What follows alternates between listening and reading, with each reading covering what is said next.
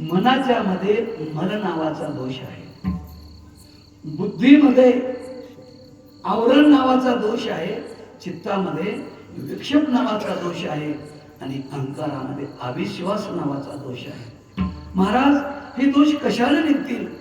ऐका, मन वासनेच्या अधीन झाल्यामुळं बराचसा कचरा गोळा झालेला आहे. हे बघा, लक्षात ठेवा, हे गबाळगोळणा करण्याचं काम मनाकडे आहे. मनाकडे या शरीरातून मन नावाची वृत्ती बाहेर पडण्याचं दार कोणतं असेल तर डोळे आहे. डोळे ध्यान देऊ नका. डोळ्यातून बाहेर मन पडतं. डोळ्याचा स्वभाव फक्त पाहणे, काय पाहायचं आणि काय पाहायचं नाही, कोणतं माझं आहे कोणतं दुसऱ्याचं हा निर्णय मनाचा आहे, डोळ्याचा नाही. त्यावेळी डोळ्यातून मन बाहेर पडतं. पाहिलेली वस्तू आणून कुठं ठेवतं? मन आणून संग्रह कुठं करतं? तर चित्तामध्ये करतं. जसं कॉम्प्युटरमध्ये एक बाण असतो, बाणाचं टोक, त्याला माऊस म्हणतात.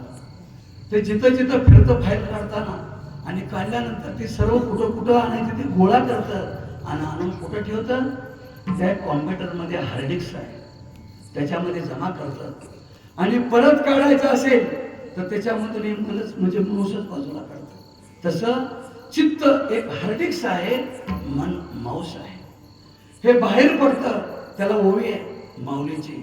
आवडे ते वरती किरीटी, आधी म्हणून चेवटी, मग ते वाचे दिटी करासे. या डोळ्यातून मन बाहेर पडतं, पडल्यानंतर त्याचं नाव बोलतं बोलतं सर्व काही आहे, तेव्हा ते जमा करून इथं ठेवतं आणि मनातला, बुद्धीतला, चित्तातला, अहंकारातला दोष काढण्यासाठी, मनातला दोष काढण्यासाठी भगवंताचं नाव आहे. त्याचे अनेक नाव आहेत. त्या नामाचं घेतल्यानंतर एवढंच नाही, नुसतं नाम घेतल्यावर जमत नाही. कारण राम नाम को सब कुछ कहे, ठग ठाकुर और चोर, जिस नाम से दुर्ग प्रहलाद करे, वो मुझे नाम को मुख में शकर बदन में छोरी. आम्ही तोंडाने नाव घेतोय, परिणाम का होत नाही? त्याचं लक्षात घ्या, त्या नामाचं चिंतन चित्तात होत नाही. नामाचा दोष, मनातला दोष काढण्यासाठी नामाचं मनन केलं पाहिजे. ऐका, मनन केल्यामुळे वासना नष्ट होते. श्रीमद भागवतामध्ये विषय आहे, भागवत चालला. श्रवणाने नुसतं पाप नाहीच होतं, पण पाप करण्याची वृत्ती नाही होत नाही. पाप करण्याची वृत्ती मन आहे, मनाच्या जवळ वासना आहे की जेणेकरून जन्म घ्यावा लागतो. वासनेच्या मुळे ती वासना नष्ट कशाने होती? भगवंताच्या नामाने होती.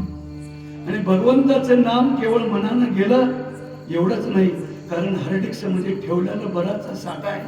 इतकं मी भजन करतोय तरी स्वप्न दुसरेच पडतात, दुसरेच पडतात. माय भूतानं नेलं, जगपणाचा काय करावं? का सांगावं तुम्हाला? असं झालं तर का आलतं की बघा, पण मला झोपच आली नाही. हे मनानं केलंय नाही, चित्तात आणून ठेवलेलं आहे. कधीचा माहित नाही.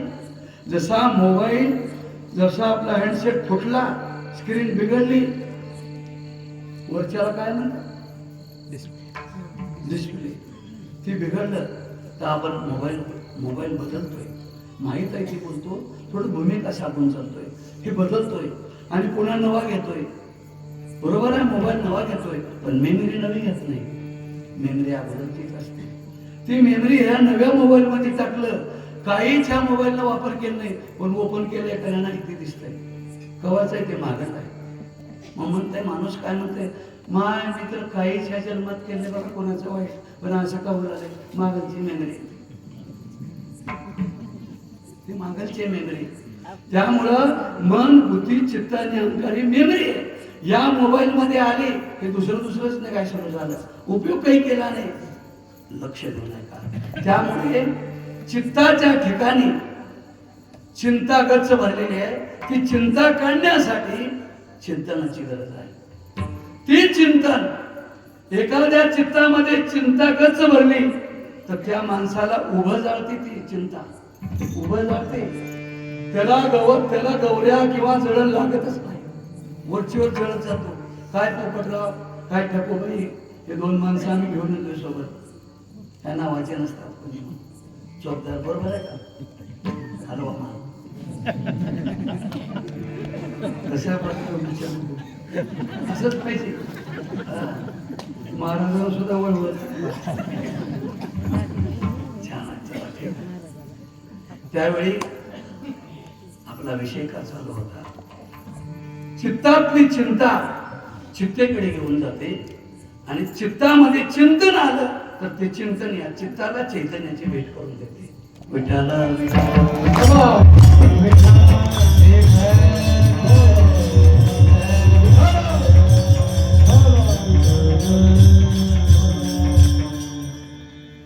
मला देव दिसण्याचं कारणच एक आहे, माझ्या चित्तातले दोष नाहीसे झालेले आहेत आणि म्हणून मला या जगतामध्ये देव दिसू लागला. महाराज पहिल्याच्या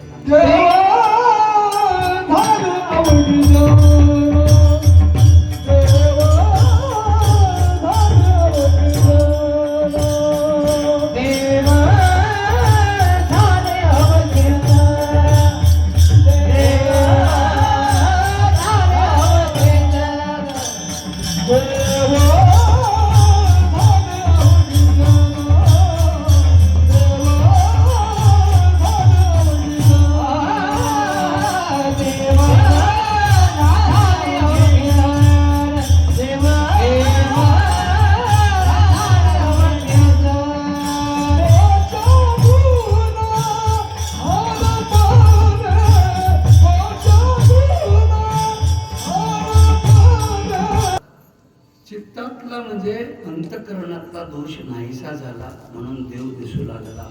मग आधी नव्हता का प्रश्न? बघा, तुम्हाला नाका होईना प्रश्न पण तयार करतो मी. मग अगोदर नव्हता का देव? होता. दिसत का नव्हता? दोष असल्यामुळे दिसत नव्हता. याचं स्पष्ट उत्तर आहे. अवघे जन म्हणजे पूर्णच्या पूर्ण विश्व देव आहेच देव, पण फक्त आम्ही ऐका, नावाला आणि आकाराला, नावामध्ये आणि आकारामध्ये आम्ही पाहत होतो तर नावात आकारामध्ये अनेक गुण आहेत. लक्षात घ्या, नावामध्ये आकारामध्ये अनेक गुण आहेत. स्त्री शरीर, पुरुष शरीर, बरोबर आहे. अवयवामध्ये फरक आहे, रंगामध्ये फरक आहे, उंचीमध्ये बांध्यामध्ये फरक आहे, पण तत्वानी एकच आहे. बघा, लक्ष देऊ नये का? म्हणजे असं आहे, एखाद्या महिलेला विचारलं तुमची प्रकृती बरी आहे का? ही स्त्रीलिंगी शब्द आहे. प्रकृती बरी आहे का म्हणजे स्त्रीलिंगी शब्द आहे. स्त्री आहे म्हणून स्त्रीलिंगी शब्द आहे. पण तुम्ही पुरुष असल्यानंतर पुरुषलिंगी शब्द वापरायला पाहिजे. असं म्हणता येईल का? भाऊसाहेब, तुमचा परकर्ता चांगला आहे का? होय, तुमचा परकर्ता प्रकृतीच म्हणजे तत्वाच्या दृष्टिकोनातून ही प्रकृतीच आहे. स्वभावात गुणात बदल आहे. आता ऐका, लक्ष द्या. तेव्हा देव हे विश्व आकाराकडे आणि रूपाकडे पाहिल्यानंतर आकार, रूप आणि नाव. आता पहा, एक 10 तोळ्याचं सोन्याचं बिस्किट आहे. बाबा लय पैसे झाले. 10 तोळ्याचे म्हणल्यानंतर 10 लाखच धरा, भाव तर वाढलेला आहे. 2-2 तोळ्याचे आपण अलंकार केले. कानामध्ये 1-1 तोळ्याचे इकडं. आपल्याला का पैसे द्यायचे का?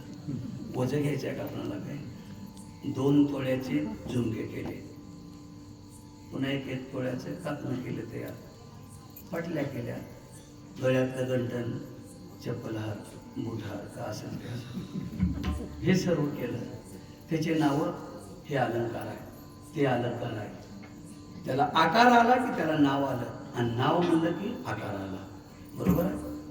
आम्ही आकाराने आणि नावाने ओळखतोय, गुणाने ओळखत नाही. ध्यान देऊ नका.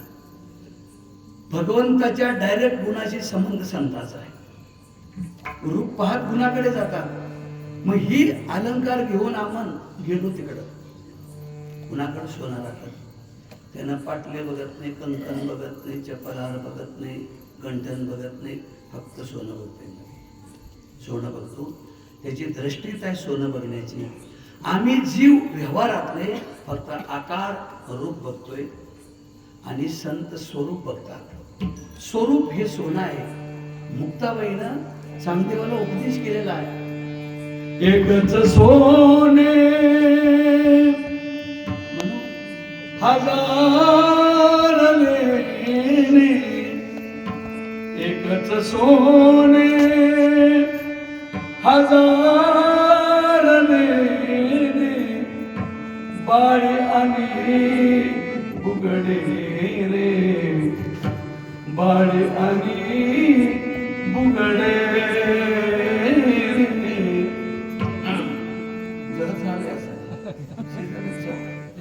बाळे आणि बुगडे जगामध्ये ब्रह्मा दिसे उघडे.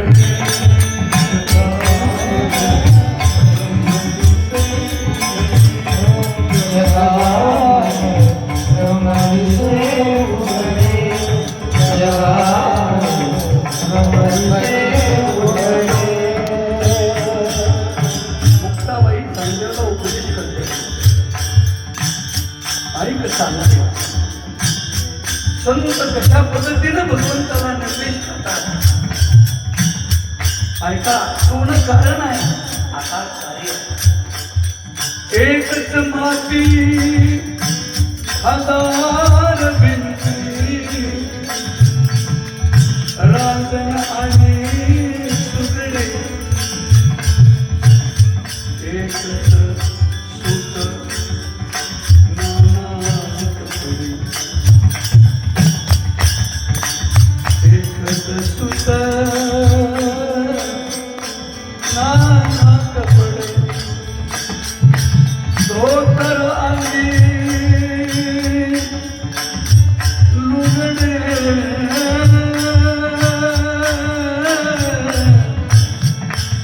धोतर आणि लुगडे, धोतर आणि लुगडे. एकच सोने हजार लेणे, बाळे आणि बुगडे, एकच सोने हजार लेणे, बाळे आणि बुगडे, बुगडे, बाळ आणि बुगडे, बाळ आणि बुगडे, बाळ आणि बळराणी, बाळ, बाळ आणि बुगडे, बाळ,